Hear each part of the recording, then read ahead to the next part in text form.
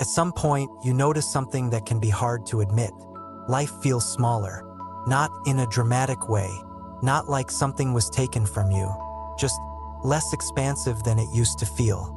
Fewer big thoughts, fewer sweeping emotions, fewer moments that feel like they carry the weight of everything. The horizon feels closer, and if you're not careful, the mind can interpret that as loss, as settling, as shrinking, as giving something up. But that interpretation doesn't quite fit, because even as life feels smaller, it also feels fuller. Not fuller in volume, fuller in contact. There's less going on in your head, but more happening where you are. For a long time, bigness was how life felt meaningful. Big ideas, big realizations, big emotions, big narratives about where things were going. Life felt large because it was constantly being expanded by interpretation. Every moment pointed beyond itself. Every experience hinted at something else. Here, that expansion has stopped. Moments don't lead anywhere. They're complete on their own.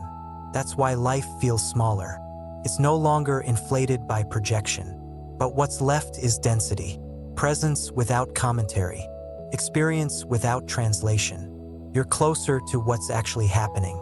And closeness can feel smaller than imagination. Imagination stretches. Presence concentrates. That concentration is what fullness feels like. You may notice that you don't think about your life as much. You don't step back to survey it.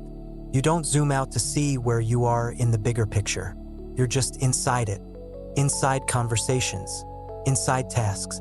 Inside ordinary moments. You don't stand outside watching. And because you're not standing outside, the scale feels reduced. But the texture feels richer. There's more detail, more nuance, more subtlety. You notice things you didn't before, not because you're paying attention on purpose, because you're no longer elsewhere. This is often where people say life feels less exciting. And that can be true. Excitement thrives on distance, on anticipation, on contrast, on the idea that something better or worse is coming. When attention collapses into the present, excitement quiets. But so does disappointment, so does longing, so does the constant sense of being almost somewhere else. What replaces them isn't neutrality, it's intimacy. You're closer to your own life, closer to people, closer to tasks, closer to sensations. That closeness doesn't announce itself. It doesn't impress. It doesn't stimulate. It just holds. And holding can feel small if you were used to reaching. For a long time, reaching gave life its size. Reaching for understanding. Reaching for growth. Reaching for meaning. Here, reaching has softened. Not because you stopped caring, because there's nothing to reach for. What you're looking for isn't elsewhere. It's already happening. And when that becomes obvious, the impulse to stretch outward relaxes. Life contracts around what's real. That contraction can feel like loss, until you notice what it gives back. You're less scattered, less split, less divided between what is and what should be. That coherence creates fullness, not as emotion, as steadiness. You might notice that your days don't feel as memorable. You don't mark them. You don't categorize them. You don't remember them as chapters. They blur together. And that blurring isn't forgetfulness. It's continuity. You're no longer segmenting life into events. You're living it as flow. Flow doesn't produce landmarks, produces movement. And movement doesn't need to be remembered to be lived. This can be uncomfortable if you were used to your life feeling like a story. Stories need contrast. High points, low points, turning points. Here, the story dissolves. Not because nothing is happening, because everything is happening at the same scale. No single moment carries extra weight. That equality makes life feel smaller, but it also removes distortion. You're not exaggerating some moments and minimizing others. Everything gets to be what it is. That equality brings a quiet sense of fairness. Nothing is being overvalued. Nothing is being dismissed. That's fullness without drama. You may notice that ambition changes here. Not because ambition disappears, but because it stops expanding your identity. You still want things to work. You still care about outcomes. But those outcomes don't define the size of your life. Success doesn't make life bigger. Failure doesn't make it smaller. Life stays the same size because its size is no longer determined by narrative. It's determined by presence. And presence doesn't scale. It's always right here.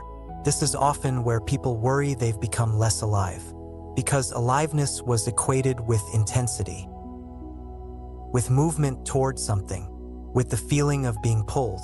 Here, there's less pull, but there's more grounding. You're not being stretched thin across past and future. You're gathered, and being gathered feels full, not exciting, complete. You may notice that your sense of time shifts. Days don't feel rushed, not because you have more time, because you're not spending it mentally elsewhere.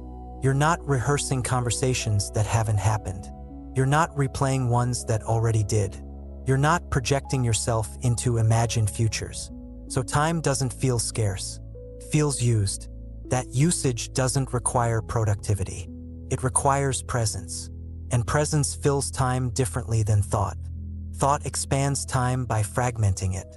Presence fills time by inhabiting it. That's why life feels fuller even as it feels smaller. You're not spreading yourself across possibilities. You're inhabiting reality. And reality doesn't need to be large to be enough. You might notice that your language simplifies. You don't reach for big words. You don't explain as much. You don't qualify your experience. You speak plainly because there's nothing to impress, nothing to convince, nothing to defend. That simplicity isn't a reduction. It's a settling. You don't need complexity to feel depth anymore. Depth is already present. It's in the way you listen, in the way you pause, in the way you respond without rehearsing. Those things don't look big. They feel full. You may also notice that problems feel more manageable, not because they're smaller, because you're not adding layers. You deal with what's in front of you, then you move on. You don't carry the entire situation with you. You don't enlarge it through speculation. You keep it local. That localization is another reason life feels smaller. You're not globalizing experience. You're not turning one moment into a statement about everything. And because of that, life feels more contained. Contained doesn't mean restricted. It means held. You're not leaking energy into imagined contexts. You're staying where you are. That containment is stabilizing. And stability often feels boring to a mind trained on stimulation. But stability is where life actually lives. You might notice that you're less interested in expansion, less interested in becoming more, less interested in adding layers. You don't need to upgrade your experience. You're not seeking peak states. You're not chasing insight, because there's nothing lacking that needs to be added. Life isn't thin, it's sufficient. And sufficiency doesn't need embellishment. This is where the phrase smaller but fuller stops sounding like a compromise. It's not smaller instead of fuller. It's smaller because it's fuller. When something is full, it doesn't need to be big. It doesn't need to stretch. It doesn't need to announce itself. It's complete. That completeness doesn't arrive as a feeling. It arrives as the absence of seeking. You're not trying to get somewhere else. You're not trying to become something else. You're not trying to add meaning to what's already happening. You're just living. And living doesn't require expansion. It requires participation. That participation feels grounded, embodied, local. You're not living conceptually. You're living practically. And practical life doesn't feel grand. It feels real. That's what's changed. Not the content of your life, the scale at which you relate to it. You're no longer standing at a distance, narrating. You're inside, and inside always feels smaller than imagination. But it also feels warmer, closer, more intimate. That intimacy is what fullness is made of. You don't need to name it. You don't need to protect it. You don't need to make sure it lasts. Because it's not a state. It's a way of being here. This episode isn't suggesting that life should feel small. It's noticing that when interpretation drops, scale collapses. And when scale collapses, contact increases. You lose the sense of standing before life. You gain the sense of being within it. And that trade is not a loss. It's a return, not to a former self, to a simpler orientation. Life doesn't need to be big to be meaningful. It doesn't need to be intense to be alive. It just needs to be lived where it is. Smaller, closer, fuller.